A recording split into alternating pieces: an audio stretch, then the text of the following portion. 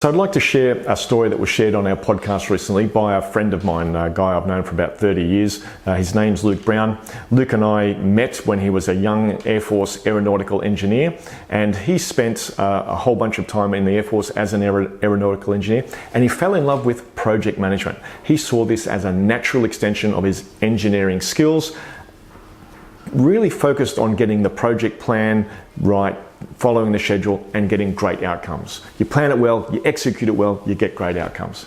So he went and studied project management, and he took his first role in a major project and put a lot of effort into planning the work and having the project plan done on the schedule. And he noticed that after about 18 months to 2 years, the project started going off the rails. And it was a real surprise because the plan was good, the schedule was good, but things weren't working.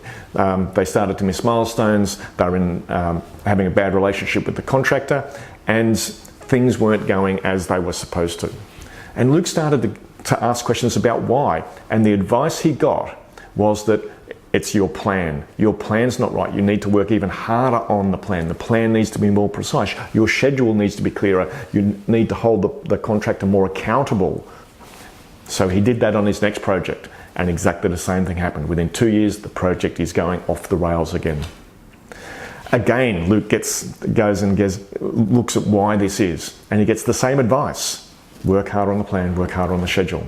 His next project is overseas, and he's heading up an acquisition in Spain, and the same pattern appears. Even though he's done an enormous amount of work getting the plan and the schedule right, things started to go off the track. So Luke finally goes, there's something wrong here. Maybe it's not me. And so he went and sought out people who have successfully delivered really complex, difficult projects. And the advice that they gave him was totally different. They said, yes, you need a plan. Yes, you need a schedule. But the most important thing, the thing that will make or break your project is the relationships you have with your people. You have the relationships you have with the contractor. You need to put a lot of effort into that.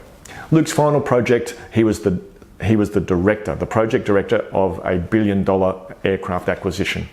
Now, at the time he took over the project, they were well in arrears, though they'd missed a lot of milestones. The relationship with the contractor was toxic. In fact, there was legal action underway, and the government had marked that project as a major project of concern. Luke took over and changed the philosophy entirely. Yes, they had a plan, yes, they had a schedule, but he spent a lot of effort ensuring great relationships, great communication with his project team and with the contractor. And within 18 months, the project has turned around, and within 2 years, they delivered almost all of the capability. And it was quite an amazing turnaround. And it was all because Luke changed his philosophy. His original philosophy, plan the work, work the plan. His new philosophy, plan the work, work with the people. And it made all the difference. Anyway, lots of lessons for us, for the rest of us in business. Yes, plans are important, but relationships are often the thing that determines success, particularly with big projects, particularly with transformations, change management. That's a great business story. It's one that you can use. And for more business stories, tune into our podcast, Anecdotally Speaking. See you next time.